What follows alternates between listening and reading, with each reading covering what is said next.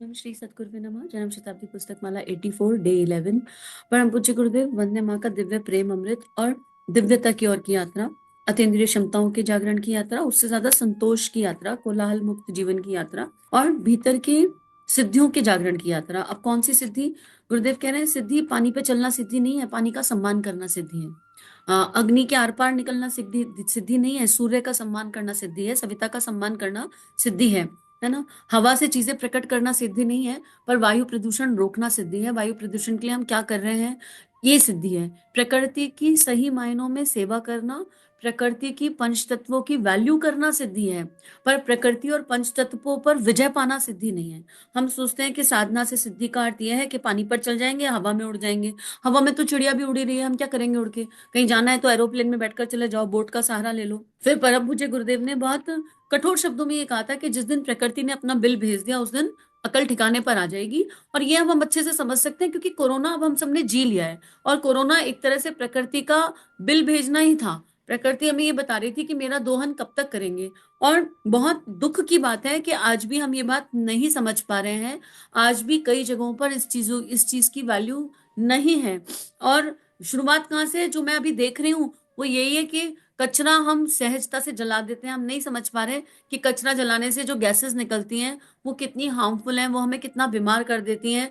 और कचरे को सेग्रीगेट भी करके रखा जा सकता है। नदियों में हम कुछ भी बहा देते हैं, हमें समझ ही नहीं आ रहा कि ये नदियां पूजनीय हैं, इनमें कुछ भी नहीं बहाना है। पर हम अपनी श्रद्धा के आधार पर और वो भक्ति जिसमें कोई तत्व नहीं छुपा, वो भक्ति जो हमारे भीतर के भगवान से जन्मी है, वो भक्ति जो कामनाओं से जन्मी है, भावनाओं से नहीं जन्मी। अगर भक्ति भावनाओं से जन्मेगी तो हमको पंच तत्वों से धीरे धीरे स्नेह होने लगेगा। उसके लिए ये उसी के लिए ये स्वाध्याय भी है। यकीन करिए अपने को भी नहीं समझ में आती थी पंच तत्वों की वैल्यू, पर जब से सुबह सविता देवता के सानिध्य में, पंच तत्वों के सानिध्य में, समूह के साथ, प्रकृति के साथ संवाद करना शुरू किया, तब समझ में आया कि यार भगवान के अनुदान तो बरस ही रहे हैं, कॉन्टिन्यू बरस रहे हैं। हम उनकी वैल्यू नहीं कर रहे तो ये भगवान की गलती थोड़ी ना है। तो गुरुदेव कह रहे हैं कि भगवान अपने अनुदान सदा सदा बरसाता आया है। और भगवान के अनुदान जैसे सूर्य से प्रकाश बरस रहा है, जल लगातार बह रहा है और हमको मिलता चला जा रहा है। ये जो लाइटें आ रही है, जो हवा आ रही है, ये आदमी नहीं बरसा रहा है, कोई है जो ऊपर बैठकर बरसा रहा है। और यही भगवान के सच्चे अनुदान है जो सबको मिल रहे हैं। अब गुरुदेव उसमें आगे लिखते हैं, ये सब अनुग्रह भी बिना कीमत के मिलते हैं। सुकरात के पास एक शक्ति थी, उन्होंने उसका नाम डेमन रखा। सुकरात उसके ऊपर पूरी तरह निर्भर रहते थे। डेमन ऊपर से आता था और सहायता करता था। विक्रमादित्य के बारे में भी मैंने सुना है, उनके पास भी जो शक्तियां आती थी और वो उनकी मदद करती थी। बेटे कितने देवता होते हैं जो आदमी की सहायता करते हैं। वे इतनी सहायता करते हैं कि मैं आपसे क्या कहूँ। उनकी सहायता के मारे आदमी धन्य हो जाता है। ये ना एक तरह के एंजल्स की बात गुरुदेव कर रहे हैं। हमने बहुत सुना होगा ये एंजल शब्द। अपने एंजल को इन्वोक कीजिए, अपने एंजल्स को बुलाइए, अपने एंजल से संवाद कीजिए, आपके एंजल्स आपकी सहायता करेंगे।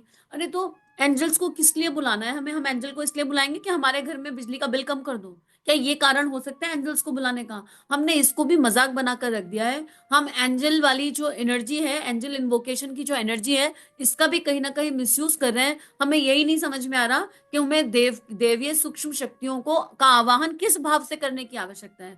हम तो भगवान को अपने काम हल्के करने के लिए बुलाते हैं। हम भगवान को बुलाते हैं, एंजल बुलाना मतलब भगवान को बुलाना, उसके किसी भी रूप स्वरूप को बुलाना।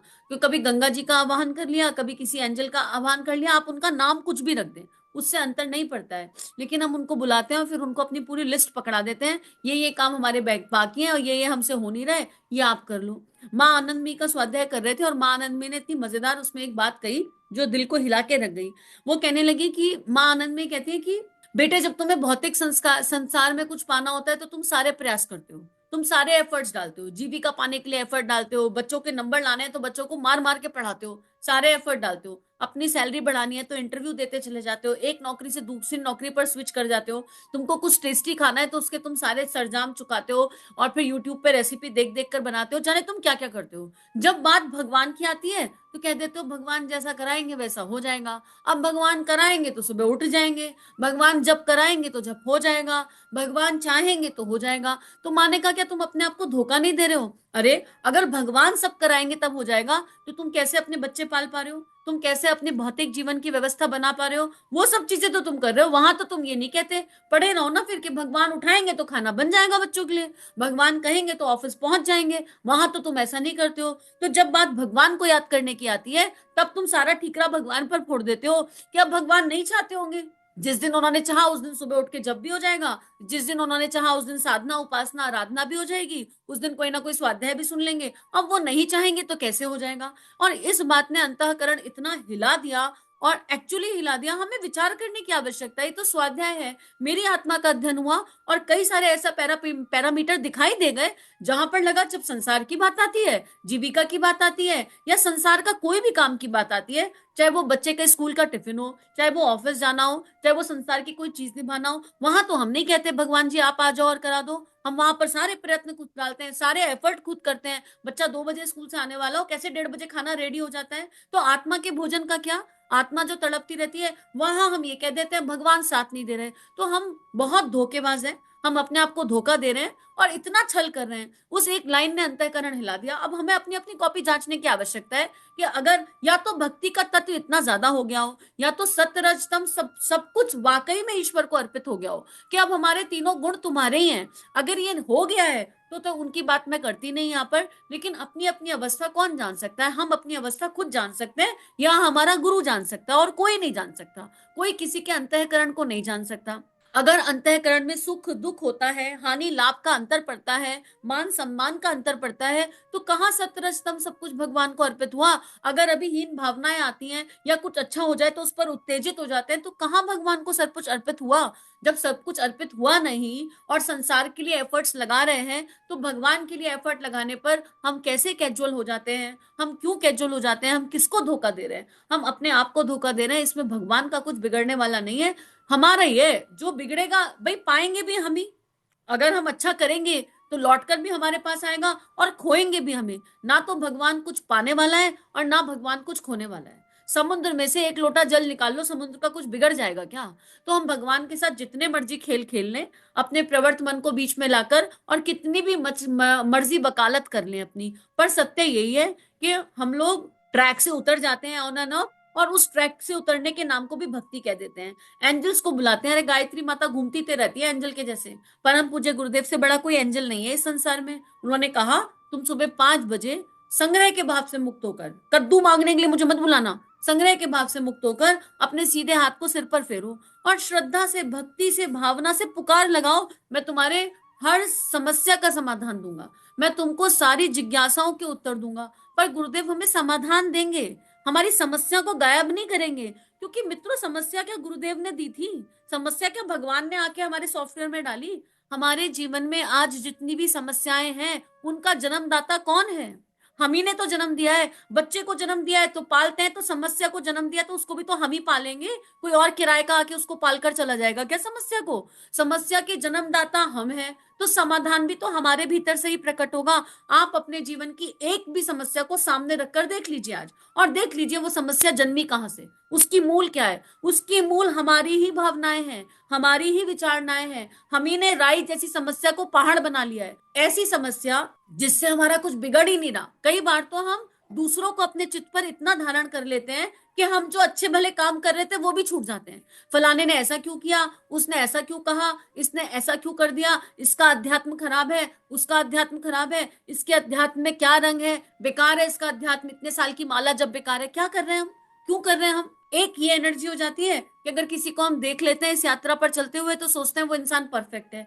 क्यों हम दूसरों से परफेक्शन चाहते हैं? अरे अगर मान लो किसी ने परम पूज्य गुरुदेव की 50 किताबों का स्वाध्याय किया, इसका मतलब ये थोड़ा है सामने वाला परफेक्ट हो गया। ये हमारी प्रॉब्लम है ना, कि हम उसमें से परफेक्शन ढूंढ रहे हैं। क्या हम परफेक्ट हो गए? हमने भी तो स्वाध्याय किया, हमने भी तो गुरुजी को फॉलो किया। क्या हम गुरुजी को फॉलो करके 100% गुरुदेव के विचारों के अनुसार हो गए? जब हम नहीं हुए, तो हम क्यों चाहते हैं कि हमारे आसपास वाले गुरु भाई बहन परफेक्ट हो जाएं? कमियां देखना आसान है किसी की भी। क्या हम किसी के गुणों की तरफ चिंतन कर पा रहे हैं? अध्यात्म का अर्थ ही यह है हर किसी के गुणों का चिंतन करना, हर किसी के गुणों पर ध्यान केंद्रित करना। और असली अध्यात्म तो ये कहता है हरि कथा कथा, बाकी सब व्यथा और वृथा। किसी का चिंतन ही मत करो, किसी के बारे में सोचो ही मत। केवल ये देखो कि क्या हम अपने गुरु के अनुसार हो गए, क्या जो गुरु हमें सिखा रहे हैं उसके अनुसार हमारी एनर्जीज, हमारी दिनचर्या, हमारी भावनाएं, हमारी विचारणाएं हो गई? अगर नहीं हुई तो कॉपी तो अपनी जांचेंगे, बाकी किसी को दोष देकर क्या हो जाएगा।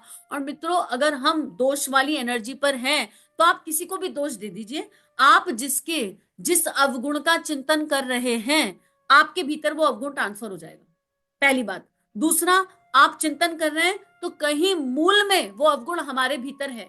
उपासना समर्पण योग पर इस पे दो दो चैप्टर हैं पूरे, जहां गुरुदेव ये लिखते हैं कि बेटे तुम्हें चारों तरफ अपनी ही आत्मा का प्रकाश दिखाई देता है। अगर तुमको किसी के अंदर कोई कमी दिखाई दी और वो कमी तुम पर हावी हो गई, मतलब तुम उसी कमी का चिंतन कर रहे हो, तो वो कमी सामने वाली आत्मा की थी नहीं, वो तुम्हारे भीतर है, तुम्हारे किसी जन्म का कोई संस्कार है जो बस ट्रिगर पाकर प्रकट हो गया है। अब तुम्हारे ऊपर है, तुम उस कमी का चिंतन करके उसको बढ़ाओगे या उसको खत्म करोगे। तुम ये विचार करोगे कि मेरे भीतर ये आया कहां से। अब सुनकर देखिए उपासना समर्पण योग भाग में, आपको सुनने में हो सकता है 2-3 साल लग जाए, लेकिन रोज का 1 घंटे का सुनेंगे तो साल भर में पूरा हो जाएगा। इतना दिव्यता से गुरुदेव ने उसमें समझाया है, और एक वाग में पर्याप्त है मानव जीवन को दिव्य बनाने के लिए, मात्र एक वाग में पर्याप्त। इतना खूबसूरत उसमें गुरुदेव ने समझाया है। तो हम समझना नहीं चाह रहे हैं, हम जानना नहीं चाह रहे हैं, हमने भगवान को एटीएम कार्ड या एटीएम मशीन जैसा बना लिया है। और एटीएम मशीन में भी पैसा तो वही निकलता है जो हम डालते हैं। यहाँ हमने ऐसी एटीएम मशीन बना ली जिसमें हम डाल तो कुछ नहीं रहे और एटीएम डाल के विड्रॉ करना चाह रहे हैं। थोड़े दिनों में लिखा आ जाएगा योर पुण्य अकाउंट बैलेंस इज निल, आपका पाप का खाता बहुत बढ़ गया है, पाप निकाल के दो एटीएम में से। भगवान ये कहेंगे आपके अकाउंट में, आपका सेविंग अकाउंट और करंट अकाउंट होता है, यहाँ पुण्य और पाप का अकाउंट है। भगवान कहेंगे बेटे पुण्य का खाता है ही नहीं कुछ, क्या निकालोगे एटीएम से, बोलो तो पाप का खाता निकाल के दे दो तुम्हें। यही होने वाला है थोड़े दिनों में। भगवान एटीएम मशीन नहीं है, और भगवान को एटीएम मशीन बनाना है तो उसमें कुछ पुण्य तो डालो, अंदर अपने खाते में कुछ डालो तो सही। क्योंकि अभी हम निष्काम भाव पे तो जा ही नहीं रहे, सब कुछ तो साकाम भाव से कर रहे हैं। तो साकाम भाव से कर रहे हैं तो कम से कम पुण्य तो करें, कुछ तो एकत्रित करें, उपासना साधना की मनोभूमि तैयार तो करें। उसको हम तैयार करने को तैयार नहीं है। एक ध्यान अगर आपसे कह दिया जाए, मुझसे कह दिया जाए कि लगातार 90 दिन कर लो, तो उसमें नानी दादी याद आ जाती है। थोड़े थोड़े दिनों में रीस्टार्ट करना पड़ता है। 25 दिन हुआ फिर एक दिन छूट गया, फिर 40 दिन हुआ फिर एक दिन छूट गया, फिर थोड़े दिन हुआ। एक ध्यान 20 मिनट का हमसे 90 दिन लगातार होता नहीं, एक कोई साधना हमसे लगातार 90 दिन होती नहीं। और फिर हम बात कर रहे हैं, और किस गुरु की संतान है हम, जिन्होंने 27 साल लगातार एक साधना करी, एक दिन बिना बिना छोड़े। हमसे 20 मिनट का छोटा ध्यान नहीं हो पाता है, तो हम किस दिशा में जा रहे हैं। हम पहले अपनी कॉपी जांचे। मैं आप लोगों को एक ध्यान बताती हूँ जिसने मेरे जीवन में चेंज किया। आप चैनल से उठाइए यूनिवर्सल फॉरगिवनेस डालना, यूनिवर्सल फॉरगिवनेस। ये ध्यान आप कब करेगा, ये कोई मैजिक नहीं है। क्या आपने 90 दिन ध्यान कर लिया और बाकी दिन आप पूरे दिन आप गंदगी मचाते रहे तो कोई मैजिक हो जाएगा? नहीं। दिन भर स्वाध्याय में दिए सूत्रों को, परम पूज्य गुरुदेव की लेखनी को जीने का प्रयास कीजिए, और जो पुराने कर्म बन गए उनको क्षय करने के लिए यूनिवर्सल फॉरगिवनेस मात्र 17 मिनट का ध्यान है। 17 मिनट अपने जीवन के निकाल लो। यहाँ इसको उपासना से कॉम्प्रोमाइज मत करना। उपासना में हम भगवान के साथ बैठकर अपने मन की बात करते हैं, और ध्यान में भगवान हमारा ऑपरेशन करते हैं, ये डिफरेंस है। तो आपकी उपासना अलग, उसके अलावा ये 17 मिनट निकालिए और बस ध्यान करिए, कुछ बोलना नहीं है, जो जो कहा जा रहा है उसको विजुलाइज करते चलिए। 90 दिन कर देख लीजिए, आप देखना जीवन में कितना परिवर्तन आएगा। साथ में जो गुरुदेव सूत्र दे रहे हैं उनको अप्लाई करते चलिए, आएगा अंतर। पुराने कार्मिक अकाउंट क्लियर होंगे, नए बनेंगे नहीं। क्योंकि भीतर प्रेम का जन्म होगा, प्रकृति के प्रति, अपने लोगों के प्रति, आसपास के प्रति दोष दृष्टि खत्म होने लगेगी। जब तक हम दूसरों के दोष देख रहे हैं और दूसरों के दोषों का चिंतन कर रहे हैं, तब तक इस किताब में दी हुई एक भी एनर्जी हमारे जीवन में जीवंत हो जाए, मुझे इस पर संशय है, पूरी तरह संशय है। क्योंकि इस किताब में, इस प्रवचन के पहले सूत्र में ही गुरुदेव संतोष को एनर्जी बता रहे हैं। गुरुदेव अतीन्द्रिय क्षमताओं की बात कर रहे हैं, जो संग्रह के भाव के साथ हो ही नहीं सकती पॉसिबल। बहुत दिव्य पुस्तक है, बहुत दिव्य प्रवचन है। 84 है, लाकर पढ़ लीजिए नहीं समझ में आ रहा है तो। लेकिन अब हमको जागना पड़ेगा। अगर हम अब भी नहीं जागे तो कब जागेंगे? भगवान बरसा रहा है और लगातार बरसा रहा है, और कितना बरसा रहा है इसकी तो कोई सीमा ही नहीं है। भगवान के बरसाने में कोई कमी नहीं है, हम ग्रहण नहीं कर पा रहे हैं। क्यों? क्योंकि हमारा बर्तन बहुत छोटा है, और जो बर्तन है उसमें भी छेद है। चलो हम बाल्टी हैं, कुछ लोग कह रहे होंगे नहीं छोटा तो नहीं है, 1 किलो की बाल्टी तो है, अरे इसमें छेद कितने हैं ये तो देख लो यार। हम बर्तन तो हैं, चलो चुन्नी नहीं है, बेहतर हो गए, पर इन छेदों को भी तो बंद करना पड़ेगा। जो भगवान के अनुदान बरस रहे हैं वो कहीं ना कहीं से बहते भी तो चले जा रहे हैं। तो गुरुदेव नहीं देंगे, अब भगवान नहीं देंगे। गुरुदेव कह तो रहे हैं कि या तो छोटा बच्चा बन जाओ, तो फिर भावना से, विचारना से, कर्मों से, हर दृष्टि से छोटा बच्चा बन जाओ। इच्छाएं भी वो बालकों वाली होनी चाहिए, बिल्कुल नन्हे मुन्ने बालक की क्या इच्छा होगी। एक 6 महीने का बच्चा क्या मांगता है, सच पूछो तो उससे ज्यादा दिव्य कोई नहीं, क्योंकि वो माँ के सिवा कुछ नहीं मांगता, और हमको सब कुछ चाहिए। और जब बात आ जाती है भगवान की, तो हमसे बच्चा नहीं बनना चाहता, हम अपनी बड़ी बड़ी इच्छाएं रख देते हैं। जब बात आ जाती है साधना की, तो हम कह देते हैं भगवान नहीं करा रहे, हम क्या करें। अब गुरुदेव कह रहे हैं कि मैं आपको कितने सारे एंजल लाकर दे दूं, मुझे नहीं पता, आपकी वो एंजल बहुत सहायता करेंगे, और उनकी सहायता के मारे आप धन्य हो जाएंगे।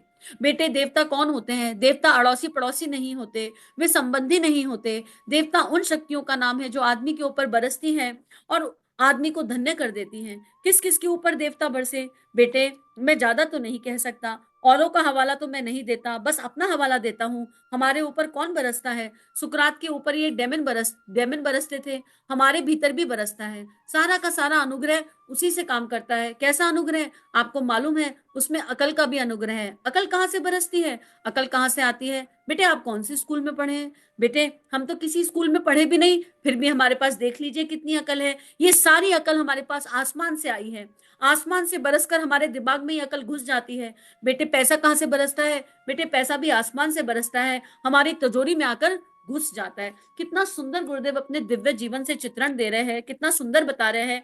गुरुदेव 5th क्लास पास हैं, अगर आप शिक्षा के आधार पर देखें, पर गुरुदेव ने क्या किया है? सारे वेदों का, उपनिषदों का, पुराणों का ट्रांसलेशन किया है। और जो उनकी सोच है, दूरदर्शी सोच, उसका एक अंश भी हमारे पास नहीं है। और हम सोचते हैं जेंटलमैन के पास ही सारी की सारी शिक्षा और विद्या भरी होगी। तो हम गुरुदेव अपने जीवन को इस हद तक लेबोरेटरी बना गए कि उनके जीवन के हर पन्ने से हम कुछ सीख सकते हैं, हम कुछ जान सकते हैं, हम कुछ समझ सकते हैं। अब ये हमारे ऊपर है कि हम समझने की कोशिश कर रहे हैं या नहीं।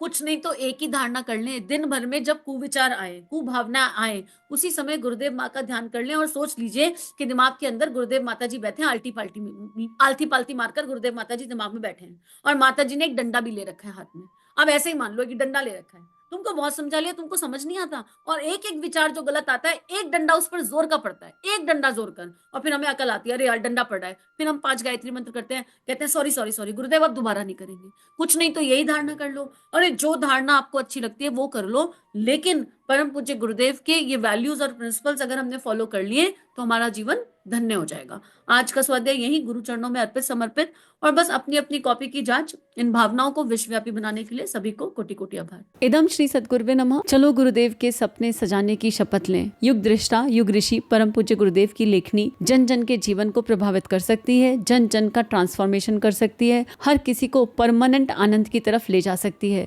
इस कार्य को करने में हमें आपका सहयोग चाहिए। अगर ये वीडियो आपको कंट्रीब्यूट करते हैं तो इन्हें विश्वव्यापी बनाने में हमारी सहायता कीजिए। चैनल को लाइक कीजिए, सब्सक्राइब कीजिए और शेयर कीजिए। इदम श्री सद्गुरुवे नमः।